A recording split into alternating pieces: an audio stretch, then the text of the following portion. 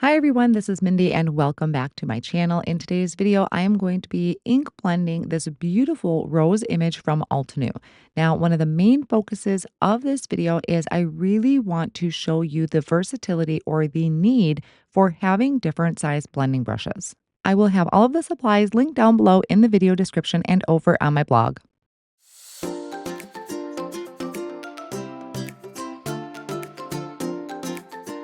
The product that I'm going to be using today is the Build a Garden Rose Reverie, I believe is how it's pronounced. This has a stamp image, a coordinating stencil, and a coordinating die. So I will be starting with the stamp image. I am going to do my all-time favorite technique, which is stamping it in a light color first. I get a lot of questions about why I do this.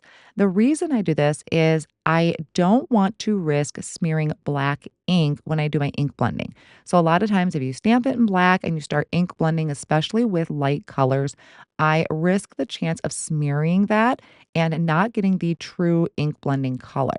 Now that doesn't always happen, but I have found that this is just a great way to prevent that. So I am stamping this image onto hammer mill cardstock using my stamp wheel, and I'm using the permanent mist gray ink.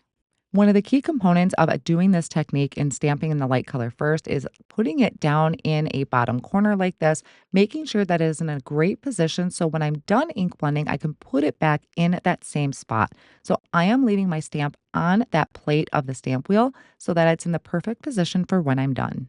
So this particular stencil has 5 stencils to color in the image, and this is a coloring stencil, meaning we are just adding colors to the petals. We are not adding any details with layering of the stencils. So I started by picking out one color palette. This is going to be the Sunkissed Delights set, and I'm starting with the lightest color out of that set. This is Peachy Glow, and this is where you're going to see me use this variety of blending brushes. I start with that really nice base layer. For the first 2 colors, I'm going to be using the mini blending brushes, which I do find is my go-to when I'm coloring in my images. So I'm coming in with the next color in this particular set. I'm going to have all the colors at the top of the screen there for your reference. That second color, I'm always kind of starting towards the center of the flower and then blending my way out. I just don't go as far out with each color. That way I kind of have this beautiful gradient and I'm leaving a nice glowing tip on the edge of the petals. Now I moved on to the detail blending brushes, I believe these are, and I have the third color in here. Again, I just didn't go out as far. And then the smallest brush, really, really tiny brush, is going to help me really focus on getting towards the or keeping it in the center of the flower and adding that deepest, darkest color. That is what's going to give this flower that rich dimension and really make it look almost realistic because we have that different variation of coloring to the petals. Now, that was just the first stencil. I'm going to repeat that for all of the stencils for the flower. We do also come to the leaves at some point, which I will discuss those colors when I get to that. But I'm using the same technique, all 3 of the colors. And I guess it's actually about 3 different size blending brushes for this because 2 of them are the same. But by using these different sizes, we can really control and focus our shading. And as I reveal from each stencil, you can see how each one of those petals is layering up and just kind of building up that dimension. Now, one of the layers, I think this is layer 4, does have coloring for the flower, but also the leaves. So I am going to be using the Mediterranean Glow set, starting with Antique Olive, which is actually the second latest color. Again, I'm using a mini blending brush to lay down that base color. So that's just kind of getting it started, kind of getting it warmed up. And then I'm going to come in with the third color, which is Olive. And again, I am not going to go out as far. I did move to a detail blending brush for this. This is the larger of the 2. I'm kind of going towards the bottom of the leaf and then also where it's closest to the petals because the flower to me would be casting a shadow in that area. Then I bring in the smallest detail blending brush and I'm adding that darkest color, which is Sugar Kelp. Now, if at any time you feel like you went a little too heavy handed, which I don't think you ever can, but if you feel like you did, maybe go back to the previous color and just lightly blend over the top. So I did that for each the two different layers to fill in or color in the leaves. I'm going to peel it up from my sticky mat that's in my stamp wheel, place it back down in that left-hand corner, and then bringing in my top plate again with my stamp still on it and inking that up with the Obsidian ink, which is a pigment ink. It stamps really, really well. I very rarely have to stamp twice when I'm using this ink, but you may have to heat set it to let that dry or get that to dry a little bit. There are two little images that you can use. You don't have to, but you can use to stamp some detail to the center of the flowers. I did add that in there using that same obsidian ink.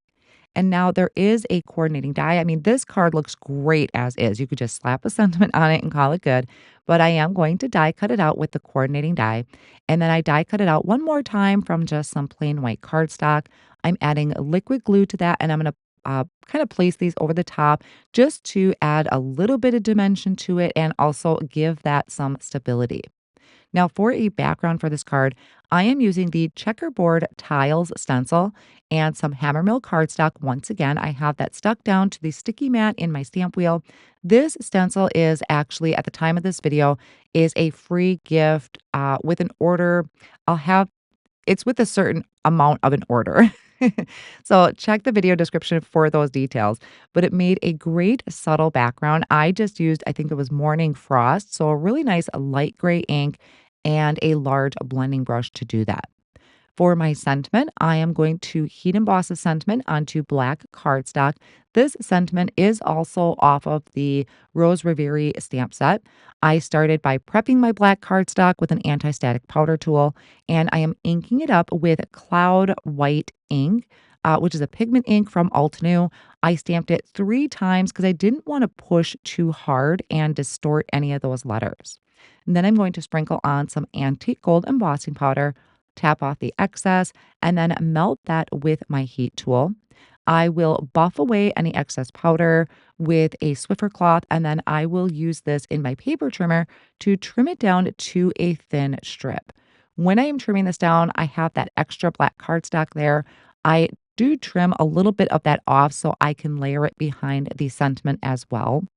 I'm going to create a side folding card base, scored it at 4 1/4 by 5 1/2. So that's going to be my final measuring piece.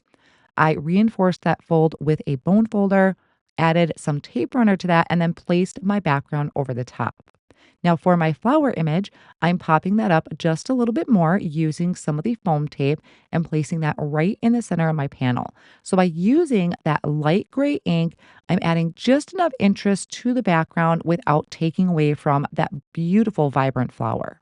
For the sentiment, I added 2 black foam squares to the left hand side, liquid glue to the other, and then placing that down in the left hand corner.